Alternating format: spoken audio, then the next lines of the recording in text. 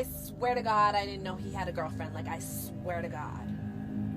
I was home, I guess, last year, and I got the call for the Devil Girls, like for this new dance TV series that was gonna be filmed in LA, and I literally was like, this is it.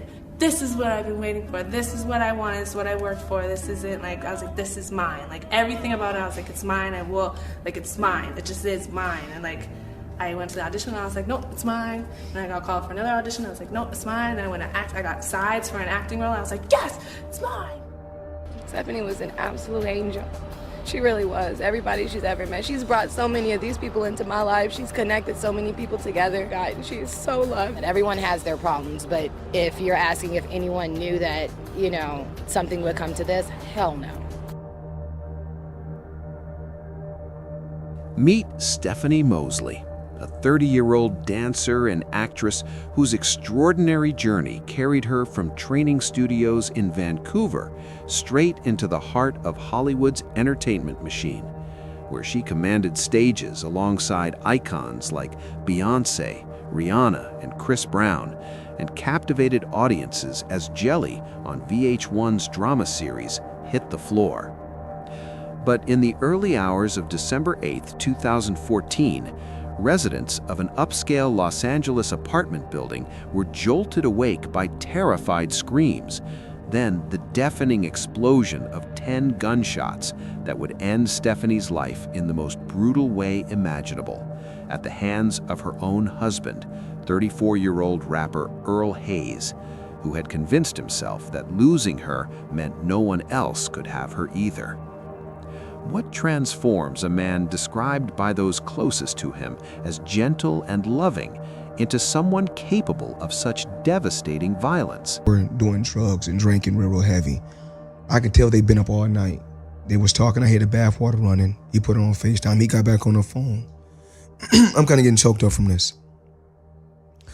So then, I said, why you calling me so early in the morning? How you know I'm up? He said, because I love you. And he said, there's something else you don't know. And I was like, huh? And then he reached down and put out a gun. I said, man, what are you doing with that gun? To understand how everything unraveled so catastrophically, we need to go back to where Stephanie's story truly began, with a teenager who refused to let anything stand between her and stardom. You're watching Hidden Crime Network. February 14, 1984, Vancouver, British Columbia. That's when Stephanie Elise Moseley came into the world, born on Valentine's Day, a detail that friends would later say felt almost prophetic given the warmth and genuine affection she radiated to everyone lucky enough to know her. Movement came naturally to Stephanie before language did. While other toddlers were still mastering walking, she was already finding beats, her body responding to music in ways that seemed instinctive rather than learned. By age 2, her mother had enrolled her in ballet, recognizing something undeniable in how her daughter moved through space. Vancouver's Lower Mainland became Stephanie's training ground. She pushed herself relentlessly across multiple elite studios: Pacific Arts Ballet, Kirkwood Academy, Dan's Mode Productions, absorbing technique, discipline, and artistry from instructors like Rachel Poirier, who guided her development from 12 through 18 and watched her evolve from a talented kid into something genuinely special. Competition trophies started piling up when Stephanie hit 15. Year after year, judges kept reaching the same conclusion. This wasn't just another skilled dancer grinding through the circuit. This was someone operating on a different level entirely. But you know what happens when you're that good? Your hometown starts feeling claustrophobic. Vancouver offered plenty: beautiful city, strong dance community, supportive family. But Stephanie's ambitions had outgrown what staying home could provide. So at 18 in 2002, Stephanie made the leap that separates dreamers from doers. She left everything familiar behind and headed south to Los Angeles, joining the dance collective Best Kept Secret as her entry point into an industry that chews up and spits out thousands of hopefuls every single year. Most people who make that move end up waiting tables within 6 months, their dreams crushed by rejection and reality. And for Stephanie, she was about to set Hollywood on fire. I met Stephanie Moseley in 2002. She had just moved to LA. She was a part of a dance group called Best Kept Secret, and my cousin was doing her makeup, and I just thought she was the most gorgeous girl, and she didn't have any friends in LA, and she just had the dancer world. So I decided I'd take her under my wings, and at that time I was headed to college, and I decided I wanted to be a model, so we made a pact, and we decided that we were going to figure this business out and become stars together. Stephanie's resume didn't just grow, it exploded into a who's who of entertainment royalty that would make any performer's jaw drop with envy. She landed backup dancing positions with some of the biggest names in music: Beyoncé, Janet Jackson, Usher, Mariah Carey, Rihanna, Chris Brown, Britney Spears, Jennifer Lopez. These weren't one-off gigs or background blur. Stephanie's precision and stage presence made her the kind of dancer these superstars specifically requested for tours, music videos, and televised performances watched by millions worldwide. And if you listen to Stephanie in her interviews, you can hear that unshakable confidence radiating through every word, that "this is mine, this is my moment" energy that separated her from everyone else grinding for the same opportunities. She didn't just hope for success, she claimed it. Her film career began gaining traction in 2004 with Catwoman, where she pulled double duty as both dancer and stunt performer, followed by a credited role in Idlewild. By 2011, she'd expanded into choreography, working as an associate choreographer on The Twilight Saga, Breaking Dawn Part 1, while simultaneously performing in the film itself, a testament to her versatility and industry respect. Credits in Mirror Mirror, Sparkle, and Girl vs. Monster kept adding layers to an already impressive portfolio. But television became Stephanie's breakthrough medium. She secured a recurring spot on Hellcats from 2010 to 2011, appearing in 11 episodes, before landing the role that would define her career, Jelly, a devil girl on VH1's Hit the Floor in 2013, where she appeared in 14 episodes of the drama centered around professional basketball cheerleaders. Stephanie was an absolute angel. She really was. Everybody she's ever met. She's brought so many of these people into my life. She's connected so many people together. And she's just love. Industry professionals consistently described her the same way: professional, radiant, someone whose infectious positivity made her not just a talented performer, but a genuinely beloved human being that people gravitated toward naturally. Despite the red carpets and television fame, Stephanie never let Hollywood's glare distance her from Vancouver, visiting her family multiple times a year, staying grounded in the relationships that had supported her journey from the very beginning. But behind the Instagram posts and premiere appearances, Stephanie's personal life was quietly becoming a minefield she didn't even realize she was walking through. Somewhere along Stephanie's meteoric rise through Hollywood's entertainment world, she crossed paths with a Detroit-born rapper named Earl Hayes, and what began as a connection between two ambitious artists chasing their dreams in the same ruthless industry would eventually become the relationship that destroyed them both. Earl Warren Hayes Sr. was born May 28, 1980, in Detroit, Michigan, growing up surrounded by the gritty, authentic rap culture that would shape his lyrical style and musical identity. Like Stephanie, Earl had dreams that stretched far beyond his hometown's limits, and by the early 2000s, he'd made his own pilgrimage to Los Angeles, chasing opportunities in music and acting that Detroit simply couldn't provide.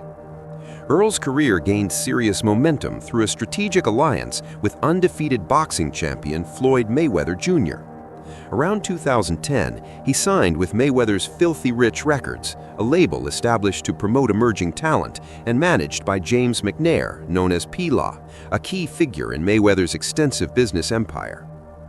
This affiliation placed Earl directly within the money team entourage, that exclusive circle of associates constantly featured in Mayweather's very public lifestyle, providing exposure that extended far beyond just music.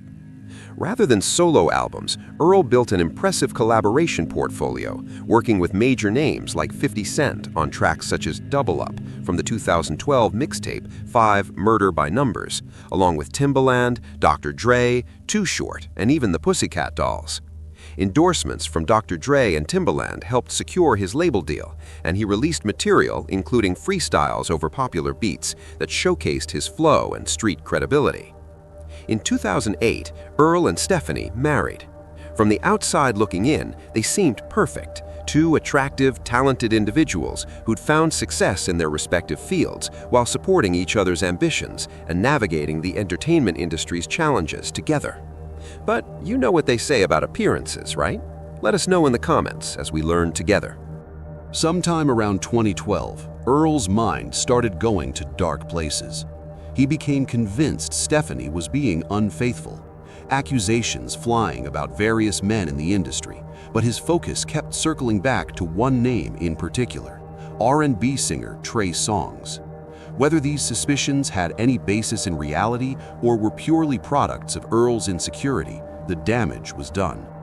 Those close to them watched as Earl spiraled. The accusations led to a separation lasting roughly a year, and during that time, Earl wasn't just hurt, he was consumed. Friends described him as emotionally shattered, unable to move past what he believed had happened, replaying scenarios in his head over and over until they became his entire reality. One insider later revealed that Earl never truly recovered from those suspicions, even after he and Stephanie decided to give their marriage another shot. By late 2013 or early 2014, they'd reconciled.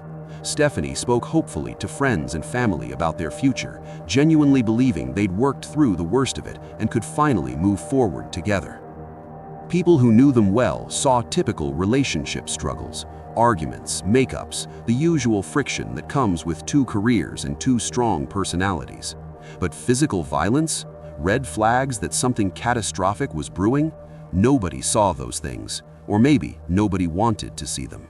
Everyone has their problems, but if you're asking if anyone knew that, something would come to this, hell no. It was the last of what anybody would have thought. I thought it was a lie when I got the phone call. Did she in recent days say anything that worried you? Yeah, we share, life circumstances and what we're going through, and her life hasn't necessarily been rosy as of late, but I don't think, I know that I didn't think it was gonna come to this. Earl's best friend and life coach would later describe him as caring and gentle, someone who'd never shown violent tendencies in all their years of friendship. But here's the reality nobody fully understood until it was too late. Earl hadn't healed from anything. Those accusations from 2012 had planted themselves deep in his mind, like seeds in poisoned soil, and they'd been growing there ever since, roots spreading, branches twisting, slowly choking out everything healthy, until only obsession and resentment remained. Their reconciliation wasn't built on solid ground. It was built on unresolved pain, unspoken rage, and a jealousy that had been quietly waiting for the right moment to destroy everything. In the days leading up to December 8, 2014, Stephanie told family members things were looking up. She felt optimistic. Maybe they'd finally gotten past the worst of their problems. Maybe the future she'd once imagined with Earl was still possible. She had no idea how wrong she was.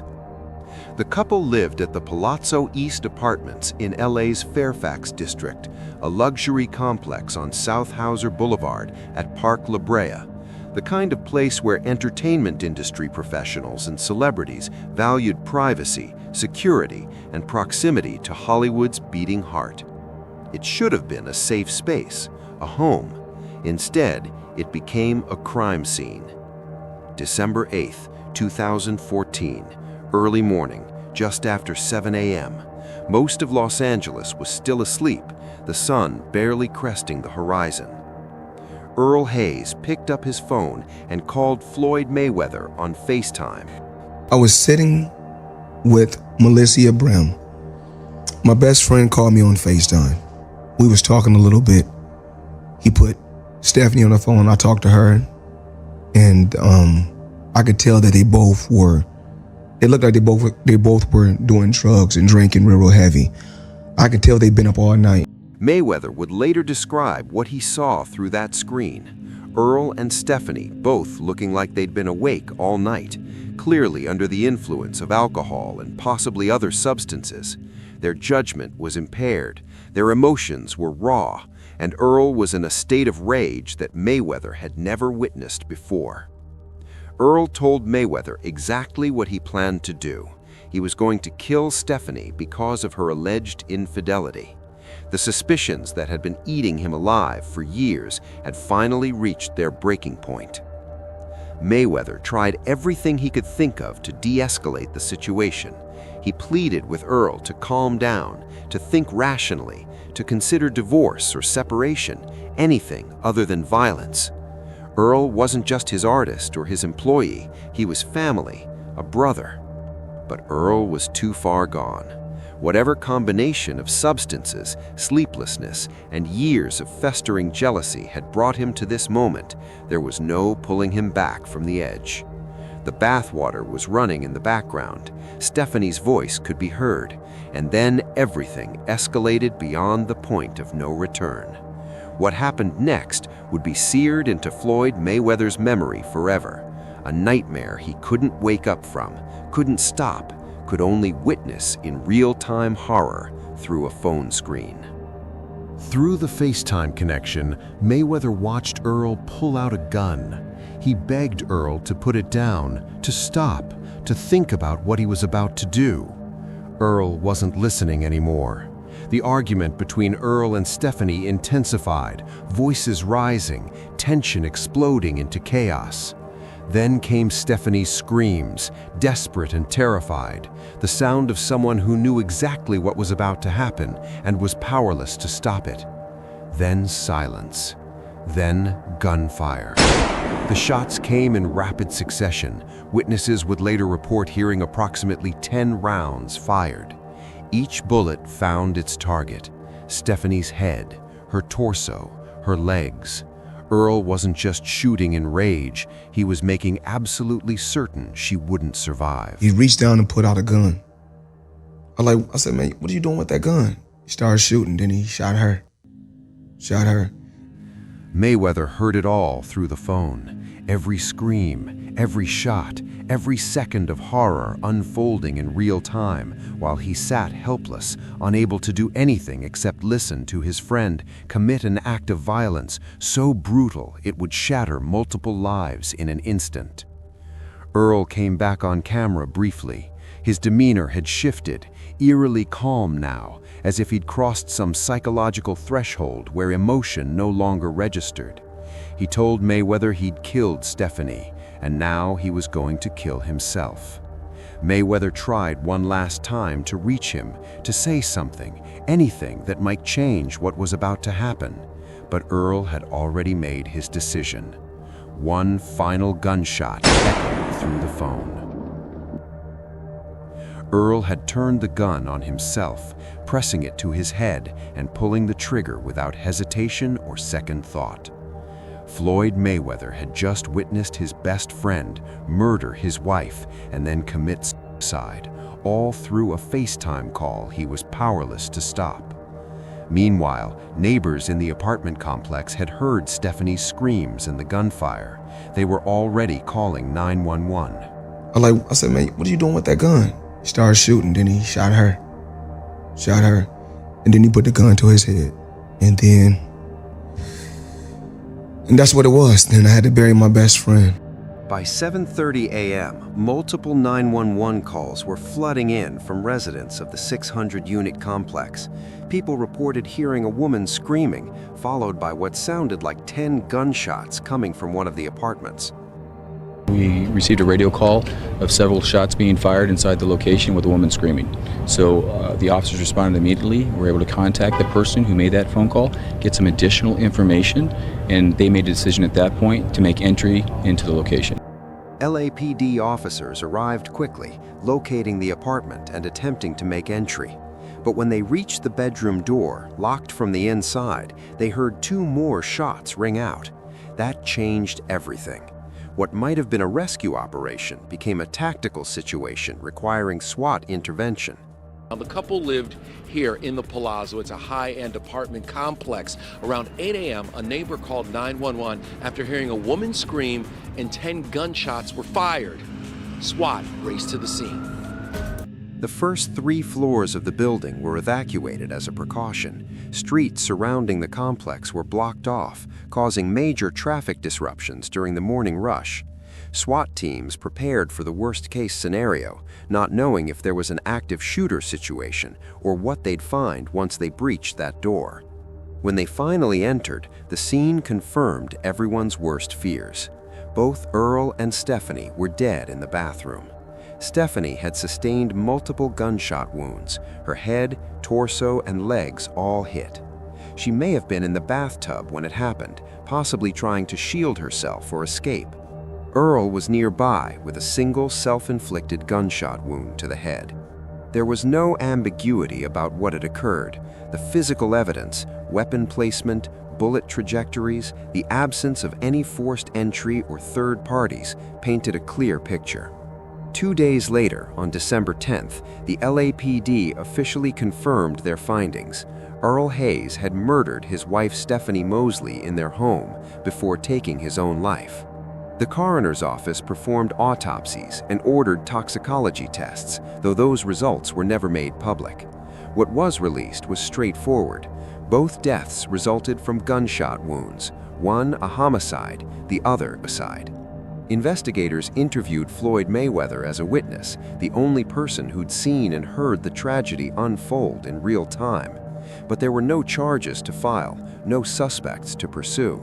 Mayweather's only role had been that of a horrified observer who'd tried desperately to prevent something he had no power to stop.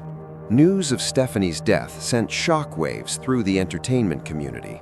Trey Songz, whose name had been at the center of Earl's jealous obsessions, posted a tribute on social media, calling Stephanie an angel and expressing his grief, though he carefully avoided addressing the affair allegations that had played such a destructive role in the tragedy.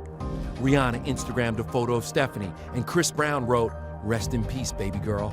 Danced with me on tour and was always the coolest person."